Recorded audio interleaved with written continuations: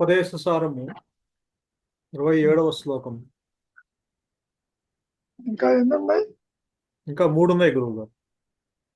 అంటే లెక్క పెడుతున్నాం అనమాట. అంటే 30 అని తెలుసు, అందుకని అలా గుర్తుంది గురువు గారు. అయిపోతుందిలే, 3 సార్లు అయిపోతాయి. అవును. అయిపోవడం కాదు, ఇక్కడ గురువు గారు. ఎంత పడింది ఇంపార్టెంట్. అవునవును. చెప్పండి ఆయన. జ్ఞానవర్జిత జ్ఞానహీన చిత్ జ్ఞానమస్తికం జ్ఞాతుమంతరం. జ్ఞానము అజ్ఞానము రెండిటిని దాటిన జ్ఞానమే నిజమైన జ్ఞానము. సమస్తమునకు అతీతమై సర్వాత్మకమై వెలయు జ్ఞానమును తెలుసుకొనుటకు వేరు వస్తువు ఏమున్నది? చెప్పండి ఆయన, ఏ విధంగా అనలైజ్ చేస్తావు దీన్ని? గురువు గారు, అంటే అదే జ్ఞాని అజ్ఞాని అని ద్వైతము ద్వంద్వ భావాలు మనం మాట్లాడుతూ ఉంటాం కదా ఈ మాయలో. అంటే అలానే ఆత్మ తెలుసని లేదా ఆత్మ తెలియదని, తెలిసిన వాడికైతే జ్ఞాని అని, తెలియని వాడిని అజ్ఞాని అని ఇలా సంబోధిస్తూ ఉంటాం ఈ మాయలో. నిజానికి ఇలా ద్వైతము అద్వైతము లేకపోతే జ్ఞానము అజ్ఞానము అంటూ ఏం లేదు. ఉన్నది ఏకైక సద్వస్తువు, అదే జ్ఞానము. సో దాన్ని తెలుసుకునే వేరొక ఎరుక గాని వేరొక ఉనికి గాని లేదు. ఉన్నది పరిపూర్ణమైన జ్ఞానము, అదే పరిపూర్ణము. సో దాన్ని తెలుసుకొటకు వేరొక వస్తువు లేదంటున్నారు, వేరొక జ్ఞానము లేదంటున్నారు గురువు. నిజమే, ఉన్నది ఆత్మేను, కరెక్ట్. ఆత్మ అంటే జీవుడికి తెలియదు. అవును. నాకు తెలుసును తెలియదు అంటున్నావు. జ్ఞానము అజ్ఞానానికి అతీతమైంది అది. ఏ విధంగా మనం వెళ్ళాలి ముందుకి? చెప్పిన గురువు గారు, అంటే ఇవన్నీ మనము ఈ దేహాత్మ బుద్ధితో మాట్లాడుతున్నవేగా ఈ మాటలన్నీ. జ్ఞానమైన అజ్ఞానమైన అంటే తెలుసు, నీకు తెలుసు, నాకు తెలుసు అని చెప్తున్నాము. అలాగే నాకు తెలియట్లేదు అని చెప్తున్నాము. అంటే మళ్ళీ వీడే తెలుసు. గురువు గారు, నువ్వు తెలుసుకునే దానికి తెలియని దానికి అతీతంగా ఆత్మ ఉందని చెప్తాం. జ్ఞానము అజ్ఞానము, తెలుసును తెలియదు అన్నదానికి అన్యంగా ఉంది పాయింట్ అది. ఇంకా చెప్పుకోవాలంటే మెళుకువకి నిద్రకి అతీతంగా ఉంది. నిద్ర తెలియటం లేదు, మెళుకువలు అన్ని తెలుస్తుంటాయి. అవును. కాబట్టి నాకు తెలుసును నాకు తెలియదు అనేటువంటి ఈ ద్వంద్వాలకి అతీతమైంది ఆత్మస్థితి అని చెప్పటం. ఎంత సూచించినా దాన్ని ప్రకాశింపచేయగలిగే సామర్థ్యం ఎవరికీ లేదు. ఎందుకని గురువు గారు? ఎందుకంటే అది వీటికి ఉనికి లేదని చెప్తారు కదా. ఇక్కడ ఉన్నది లేనిదాన్ని గుర్తించదు, లేనిది ఉన్నదాన్ని గుర్తించలేదు. లేనిది ఉన్నదాన్ని గుర్తించలేదు, మరి ఉన్నది లేనిదాన్ని గుర్తిస్తుందా? రివర్స్. అంతవరకు దేనికి తాడు గుర్తిస్తుందా పావుని? అంటే ద్వైతంలో అర్థం అవుతుంది గురువు గారు. అర్థమైంది, బాగానే ఉంది. ద్వైతంలో కూడా పాము లేదని చెప్పావు, లేని పాము తాడుని గుర్తిస్తుందా? లేని పాము త్రాడుని గుర్తదు, ఉన్న త్రాడు పాముని, లేని పామును గుర్తించదు. ఏది అది గుర్తించలేదు, ఇది గుర్తించలేదు. అదే విధంగా ఆత్మ జీవుణ్ణి గుర్తించలేదు, లేని జీవుడు ఆత్మను గుర్తించలేడు. పాయింట్ అది. అంటే నిజంగా అయితే ఇప్పుడు ఈ జ్ఞానము స్వయం ప్రకాశమైన జ్ఞానం అసలు సృష్టిని గుర్తించదా? కించిత్ మాత్రమైనా గుర్తించదా గురువు గారు? అన్ని ఉండాలి అట్లా. గురువు గారు, అన్యత్వం ఆయన వినం, అన్యత్వం ఉంటే గుర్తిస్తుంది. జీవుడికి అంతా అన్యమే కాబట్టి అన్ని గుర్తిస్తున్నావు నువ్వు. దేహము, జగత్తు, సంసారము, కష్టము, సుఖము, ఉమ్. ఇంద్రియ వ్యాపారం అంతా అన్యంగా ఉంది నీకు. నాది నాది అంటున్నావుగా. మరి ఈ ఈ ఫలాలు కానీ లేకపోతే అంటే మాయలో మాట్లాడుకున్నా కూడా ఇదంతా క్రమబద్ధంగా జరుగుతుంది కదా గురువు గారు. జరిగేదంతా కూడా మాయేగా. ఆహా. అంతా కూడా మాయేగా. మాయే. అందుకే స్వప్నతుల్యంగా పని. ఉమ్. ఏమైనా గురువు గారు. నేనులా లేవు, అవును. ఉన్నది ఒకటే నేను. ఆ నేను ఈ ద్వైతంలో ఉండదు. మనం ఎంత చెప్పుకున్నా దీనికి అది ఆధారమేను, జాగ్రత్త సుషుప్తి తీసుకురా ఎంత చెప్పినా స్వరూప జ్ఞాన ప్రకాశంలో జీవుడు జగత్తు ఈశ్వరుడు ఏర్పడుతున్నాడుగా. ఉమ్. జీవభావన అట్టిపెట్టి నీకు ఆత్మ ప్రకాశించడం లేదుగా. అవును.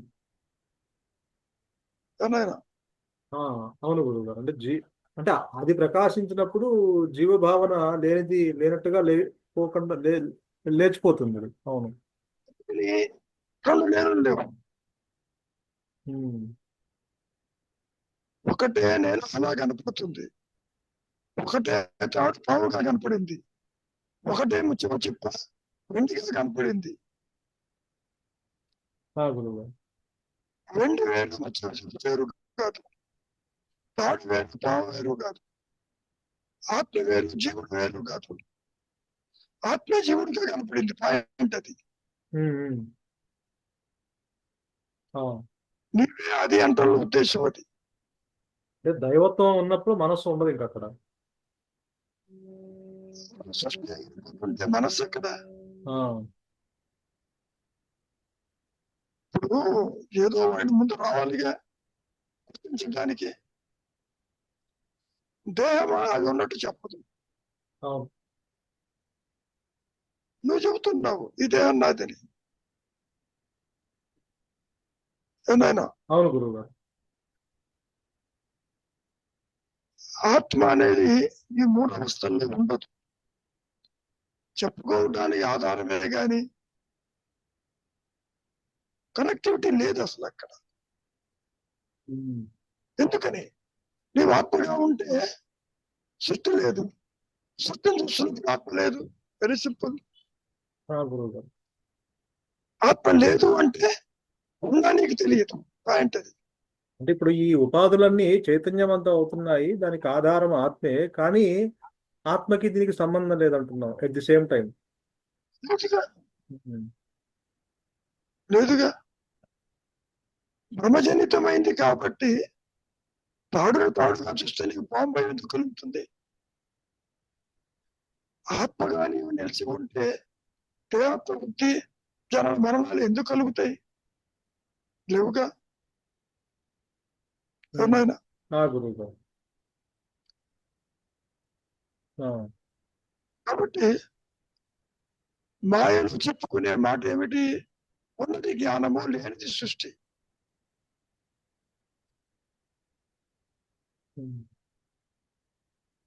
లేనిది అంటే స్వయం ప్రకాశం లేనిది, ఉన్నది అంటే స్వయం ప్రకాశం ఉన్నదని. అంటే లేనిది అంటే స్వయం ప్రకాశం లేదంటే జడంగా ఉన్నదినా? అసలు లేదు. పాము లేదు. పాము జడంగా ఉందా? గురువు. అంటే అంటే భయం భయం కూడా జడమే కదా గురు. ఏది తీసుకున్నా ఇంక భయం కూడా జడమే కదా. లేనిది ఉన్నట్టుగా ఊహించుకుంటాం కూడా జడమేగా. నీకు పాము భయం కలిగింది. అవును.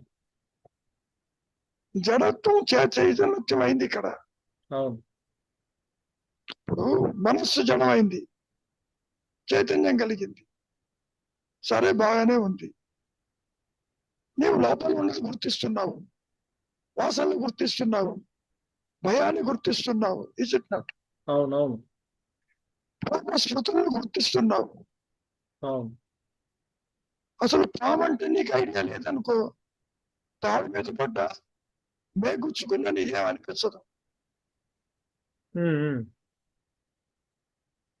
స్మృతి ఉండబట్టి పొరపాటు పడ్డావు. వాసనలు ఉండబట్టి దేవత బుద్ధిగా చూస్తున్నావు అంతవరకు. ఆ. ఆము భయం కలగటానికి ఆధారము రాడే. పూర్వస్మృతి పూర్వస్మృతి పూర్వస్మృతికి బయటికి రావటానికి ఆధారం తాడే. తాడు ఆధారం అని చెప్పుకోవటానికి తాడు బాగాలే. కాలేదు. నీ పావు భయమికి ఆధారం పూర్వవాసనలు శృతి అంతవరకు. అంతవరకు తీసుకోవాలి. అంతేగాని తాడేదో పావైంది కాసేపు తిరిగి మళ్ళీ పాడవుతుంది కుదరదు. ఏనాయనా గురువు గారు, తాడుకి పాముకి సంబంధం లేనట్టుగా పరమాత్ముడికి సృష్టికి సంబంధం లేదు. అసలు సృష్టి, పరమాత్మ, జీవాత్మ, భూతాత్మ, ప్రేతాత్మ ఇవన్నీ మానసిక భావనలు. గురువు గారు, దేవ ఆలోచన, జగత్ ఆలోచన, దైవం ఆలోచన. మరి ఆలోచన లేకపోతే జీవుడే ఎగిరిపోయాడుగా. నిద్రలో ఆలోచన లేదు. వీళ్ళందరూ ఏమైనారు? అవును, వీళ్ళందరూ ఎగిరిపోయారు. అంతా ఎగిరిపోయిందిగా. గురువు గారు, అవును. నాయన కాబట్టి ఆలోచించే ఎంటిటీ ఉందేమో చూడు అని. ఈ ఆలోచన నాది అంటావు, నేనంటావు, అది పర్వాలే. వాడు లేడే. అహంస్మరణ ఆత్మ ఆలోచన కాదే. అందుకని దానికి అన్యత్వం లేదు. నీకు ఆలోచన వస్తుంది, నీకు అంత అన్యమే. సంసారం అన్యము, దేహం అన్యము, అన్యము, మరణం అన్యము. అట్లా అంటే జీవుడు లేడు కాబట్టి ప్రపంచము ఈశ్వరుడు లేడు. జీవుడు ఉంటే ప్రపంచం ఈశ్వరుడు ఉంటాయి. అంతే. ఎక్కడుంటాయి? నీ మనస్సులో అన్యంగా కనపడుతుంది. అది వాడి మనస్సులో. అంతవరకు. అంటే ఇప్పుడు జీవభావన ఎగిరిపోతే దాంతో పాటు ఈ మిగతా భావనలు కూడా ఎగిరిపోతాయి. కాబట్టి జీవ జగత్ ఈశ్వరుడు ముగ్గురు లేరు. ముగ్గురు ఒకేసారి సరిపోతారు. ఆలోచన వచ్చి దేహాత్మ బుద్ధి జనించింది అంటేనే మాయ మొదలవుతుంది, కాలం మొదలవుతుంది. గతం అంటావు, భవిష్యత్తు అంటావు, ఇప్పుడంటావు, మరణం అంటావు, కర్మ అంటావు, జన్మ అంటావు. ఇట్లా సో ఈ భావాలన్నిటికీ కూడా కారణం ఈ అహంకారం, ఈ మాయా అని అన్నాయి. దేహం చెప్పదు.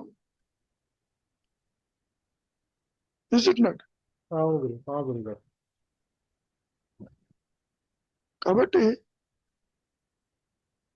ఎవరు తెలుసుకుంటున్నారు, ఎవరు తెలియదు అంటున్నారు.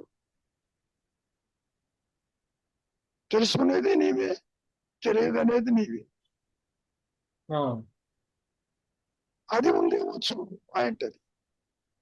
నీ అంత నీవు ఇది లేదని చెప్పలేవు.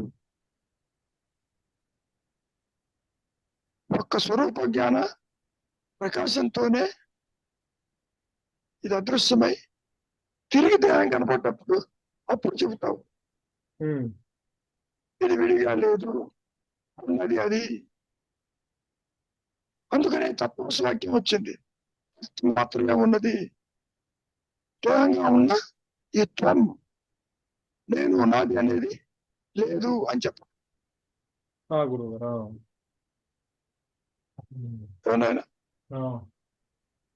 యథార్థముగా ఉన్నది ఆత్మస్వరూపం అని భగవాన్ అదే చెప్తారు. కానీ ఈ మనస్సుతోటి, ఈ ద్వైతంతో, ఈ వ్యక్తిత్వంతో తెలుసుకోలేవు. ఎందుకని? సూక్ష్మంగా ఉంటుంది. నీవు కర్మలు ఆచరిస్తున్నప్పుడు బేసులో ఉంటుంది ఆత్మజ్ఞానం. అందుకని అంత సత్యంగా కనపడుతుంది నీకు. బేసులో బంగారం ఉండబట్టే ఆనందం సత్యంగా కనపడుతుంది. ఎందుకంటే అది సత్యం కాబట్టి అజ్ఞానం కూడా సత్యంగా కనిపిస్తుంది. సపోజ్ బంగారం ఒక ఊహాజనితం కదా, ఆభరణాలు కూడా ఊహాజనితాలు. ఉమ్, తెలిసినట్టు బంగారాన్ని విడిచా ఆభరణం లేదు, ఆభరణం లేకపోయినా బంగారానికి వచ్చిన ఇబ్బంది లేదు. గురువు గారు. ఇక్కడ కూడా అదే అనాలజీని తీసుకొస్తున్నారు. అహంస్ఫురణని విడిచి జీవుడు లేడు, సృష్టి లేదు, జగత్తు లేదు, దాని వర్ణాలు లేవు. ఇవన్నీ ఆత్మలో అని చెప్పడానికి ఆధారం. వేరే ఆత్మలో సృష్టి లేదు. అంటే విడిగా లేవు, కలిపి చూస్తే అంతా ఆత్మే అని. కనుక ఎవరు చూడాలి? దగ్ధబీజ మనసుతో వచ్చినవాడు చూడాలి. మృత మనస్సుతో వచ్చినవాడు.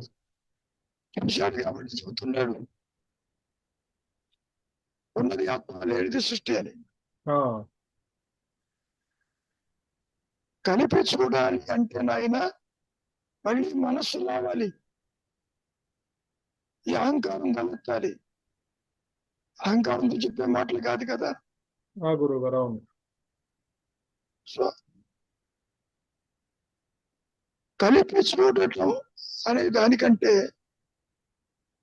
మూలము ప్రకాశించిన తరువాత ఈ అహంకారం నిర్వీర్యమైపోతుంది, జ్ఞానమే ఉంటుంది. ఇప్పుడు ఈ విధంగా తీసుకో, బంగారం మొదలు ఆభరణానికి, ఈ ఆభరణాన్ని కరిగించేసావు, నీకేం నష్టం లేదు, ఇంకో ఆభరణం చేసిస్తాడు.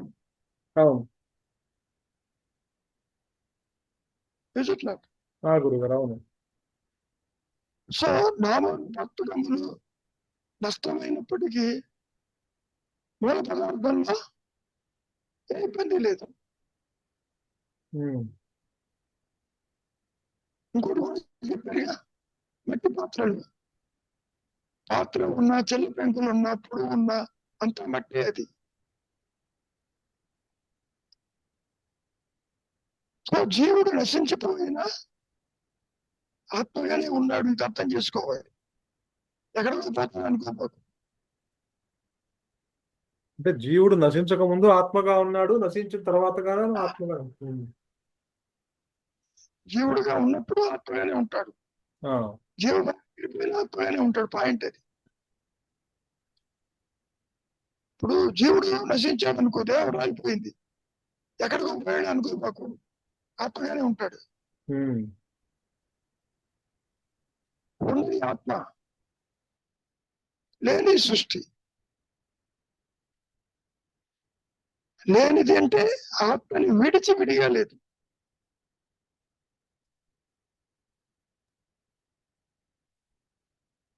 అంటే ఇక్కడ రెండు స్టేట్మెంట్స్ గురువు గారు. అంటే అసలు లేదా విడిగా విడిగా అంటే విడిచి లేదా. అసలు ఉన్నది ఆత్మ, లేనిది సృష్టి. అదొక స్టేట్మెంట్ గుర్తుపెట్టుకో. గురువు గారు. అవును. దేహప్రకృతితో చూస్తున్నావు నువ్వు. అవును. చూసినప్పుడు నువ్వు దేహం కాదు, ఉన్నది ఆత్మ. Second step. నిద్రపోతున్నప్పుడు జాగ్రత్త అవస్థ లేదు, మెళుకు ఉన్నప్పుడు నిద్ర అవస్థ లేదు. ఇది సెకండ్ స్టెప్. గురుగారు. ఆత్మగా ఉన్నప్పుడు సృష్టి లేదు, సృష్టిని చూస్తున్నప్పుడు ఆత్మ ఉన్నా నేను గుర్తించే స్థితిలో ఉండవు.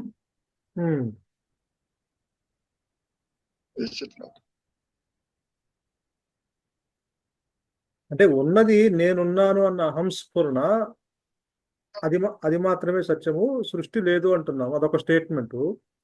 దగ్ధబీజ మనస్సుతో బయటకు వచ్చినప్పుడు సృష్టి కూడా నేనున్నాను అన్న అహంస్ఫురణకు విడిగా లేదు. అందుకని ఆభరణం కింద చెప్పాడు ఆయన. ఆభరణం బంగారాన్ని విడిచి లేదు, ఆభరణం కూడా బంగారం అని చెప్పడం. నిజానికి బంగారం ఆభరణం కాలేదు, ఆత్మ జీవుడు కాలేదు, అది గుర్తుపెట్టుకో.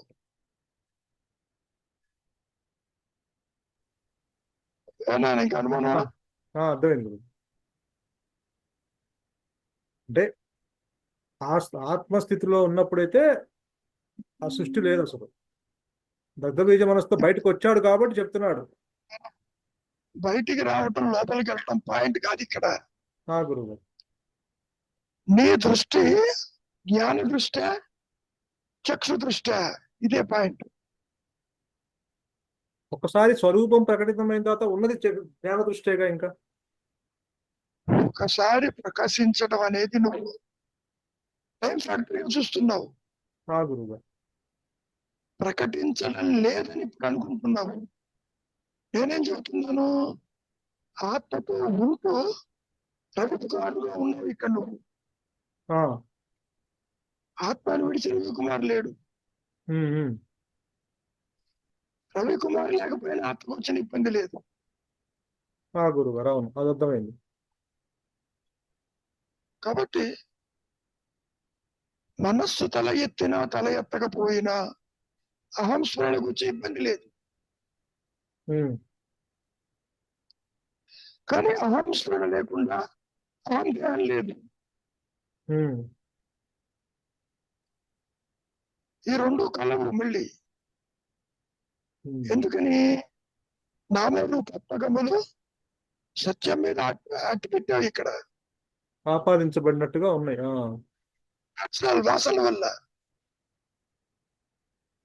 అంటే ఇది మనము ఈ దేహాత్మ బుద్ధి జనించింది అనుకుంటున్నాం కాబట్టి బంగారం లేకుండా ఆభరణం నిలవలేదు అని చెప్పుకుంటున్నాం. ఎందుకంటే ఉన్నది బంగారమే కదా అసలు. ఉన్నది బంగారం అని ద్వైతంలో నీకు అర్థం అవుతుంది, మనసుకి అర్థం అవుతుంది.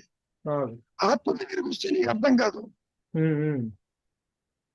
నీవు ఆత్మని చూడాలి, దేవాన్ని చూడాలి, కుదరదు. ఆభరణంగా ఉంటూ బంగారంగా ఉండాలి అంటే కుదరదు. అది నీకు తెలియదు. అడిగా బంగారం చూస్తున్నావు, ఆభరణం చూస్తున్నావు. ఆభరణం బంగారంతో ఉన్నది, ఆకారం లేకపోయినా దానికి వచ్చే ఇబ్బంది లేదు బంగారానికి. ఇది అవగాహన చెప్పిన మాట. కానీ ఆత్మ దగ్గరికి వచ్చేసరికి ఈ జీవితాంతో బోధించేది కాదు. ఎంతసేపటికి వెళ్ళి ఏం చెబుతాను, నేను ఇది కాదు, నువ్వు అదేను, అంతవరకే. దేహం పుట్టుగా నీ పుట్టు కాదు, దేహంలాగా నువ్వు ఉన్నావు అట్లా. అదే ఇక్కడ ద్వైతంలో నిజంగా బంగారము ఆభరణంగా మారింది. ఆ బంగారము ఆభరణం ధరించింది అంటే మామూలుగా ద్వైతంలో గురువు గారు. ద్వైతంలో కూడా మారలేదు. బంగారాన్ని నువ్వు చెక్కట్టు పెట్టావు ఆభరణం కనపడేట్టుగా. అదే గురుగారు, ఉన్న ముద్దని మనం షేప్ చేసాం ఆభరణంగా. చేసినా బంగారం లేదు. అంటే ద్వైతంలో బంగారం ఆభరణం అయిందిగా.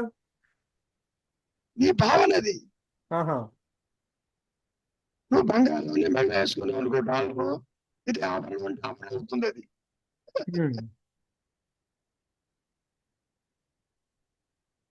బంగారం అవటం కాదు, దానికి నువ్వు ఆపాదించావు.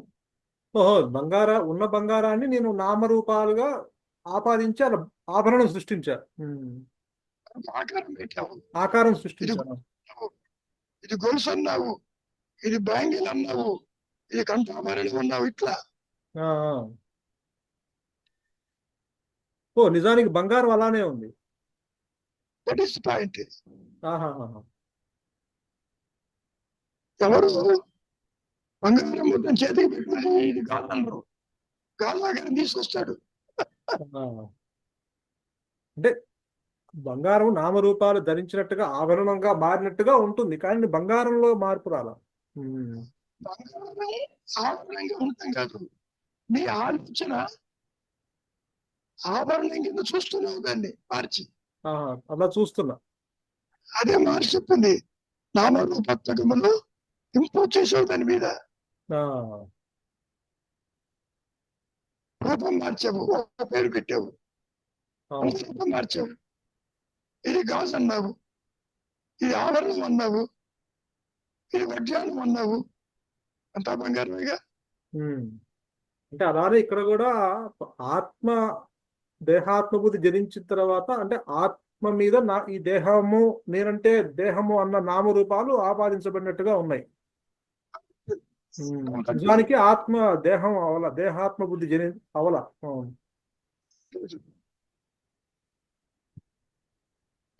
భ్రాంతి, ఆవశ్యకాంతి, భ్రాంతి ఏర్పడింది. ఈ భ్రాంతికి ఆధారం అహంస్ఫురణ. అందుకని జీవుడు ఉన్నాడేమో చూడు, నేనెవరున్న విచారం ఇక్కడ.